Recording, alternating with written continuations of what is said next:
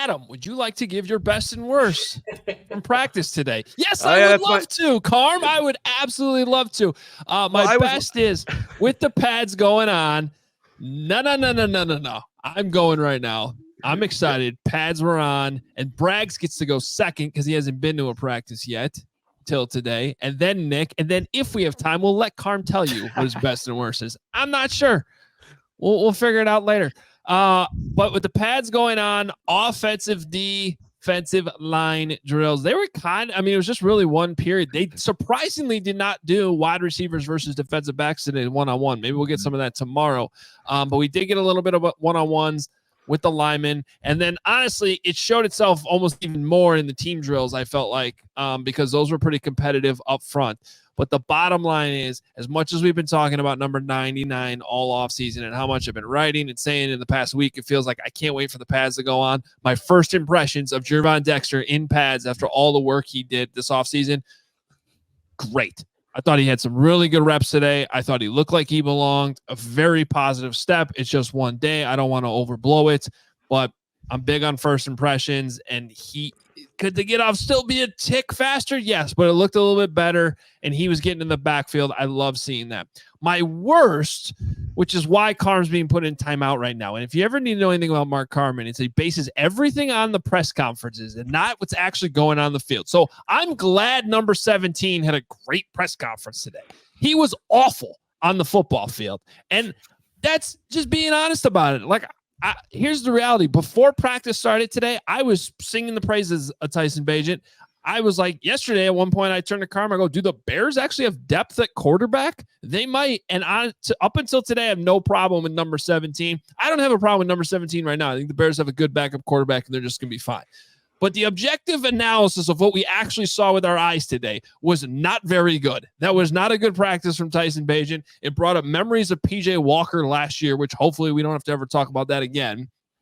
And I'm sure Tyson will be better tomorrow because he's been pretty good. But today was not good. Glad he had a great press conference, though, Carm. Yeah, well, listen, Hoge, I should have just done what you normally do when you have when you disagree with my brilliant takes, actually, which is walk off the set. But Bagent wasn't great today, but to make him your worst is aggressive.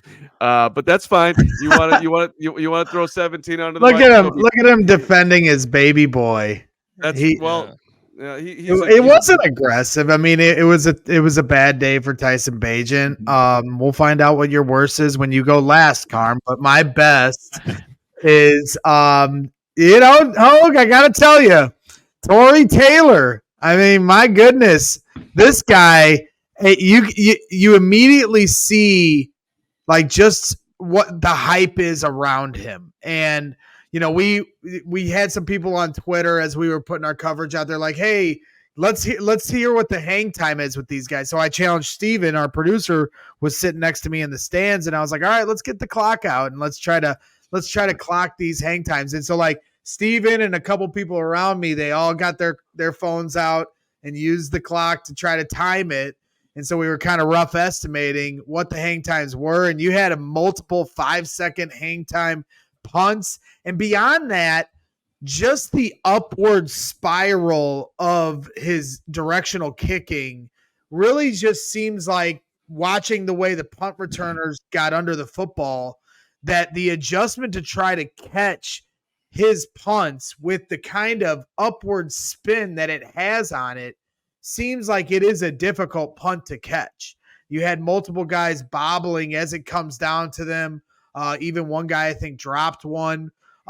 He's putting them inside the 5. He had one that got down inside the 5 at one point. Like I said, the hang time is certainly impressive, but just the spin on the ball was something that really was like, that stood out. I was like, wow, now I can kind of see what this dude's all about. My worst, and I think this probably could have been everyone's worst, because it, to me, was the story of the day, was the sloppiness in terms of the penalties. There was penalties all day long. At one point, on one of the roughest 5-play sets on an 11-on-11. It started with 2 false starts, and in that whole 11-on-11, they had 5 plays, and they were all sloppy because of the way it started with the false starts. It seems like the cadence is something they're working through with Caleb. He did get the defense to jump off sides a couple times as well, so those were penalties then on the defense. So it depends on what you're rooting for ultimately, but you never want to see a false start. But it was encouraging, I guess, to see, Caleb be able to get them to jump a few times. But then again, that's discipline against the defense. So overall, the majority of the penalties were coming from the offensive side of the ball. Like Nick said in his tweet, first team, second team, third team, all with false starts at one point in practice. So they got to clean that up tomorrow. Nick, go ahead. Yeah, my best. It's got to be that situational period, 1:20 on the clock. The Bears are in a 2-minute drill, and you hit some strikes from Caleb Williams. And this is probably the best portion the offense looked in the entire practice, you guys, because other than that, like what Greg was just saying, there's a bunch of penalties, things like that. But it started off where Caleb had to run to his right because there was pressure, but then he hit Rome Odunze on a short pass to the right. There was a nice throw in the middle of the field to Keenan Allen on a dot throw, which I know Greg knows all about the dot throws, so he hit him right there. He did miss a wide open Rome Odunze, back right corner.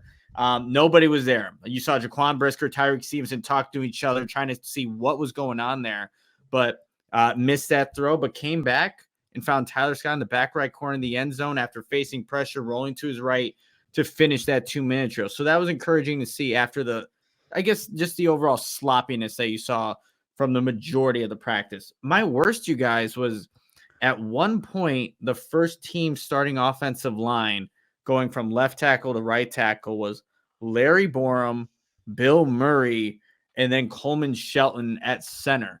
And when you're just thinking about like all the guys, all the different offensive line combinations, like we know that, Tevin Jenkins has missed time in the past. We know Nate Davis has missed time in the past, but like the depth at guard, depending on who wins that center battle, could look very different if Ryan Bates is the center compared to Coleman Shelton. Coleman Shelton doesn't have experience at guard. Ryan Bates does. So yeah, that was the worst seeing that combination, not knowing exactly how it's going to play out. As each training camp goes, each guy swaps in and out with the first team. So we have to see how it all kind of plays out right now. Good stuff, Nick. Carm, you can go now. It's your turn. And look, my best from today outside of the Tyson Bagent press conference, which we'll put in its own category that doesn't even belong in here. You're right. It does not belong in here. You're right. Well, you were respecting 17, but now you're not respecting 17. You need to respect 17, but we are going to respect number 10. This was the best practice that I've seen from Tyler Scott. I thought he was all over the field, catching balls, up the seam, down the sidelines, all over the place here. He had one particular play where he pushed off extremely blatantly. The referee official threw the flag. He still did make a nice adjustment to the ball, made the catch, a couple of other catches out there. So it was really good to see, if Tyler Scott actually becomes a weapon for the Bears, I mean, that would be an unbelievable development to add into that room if everybody else comes along. We all silly like the mayor.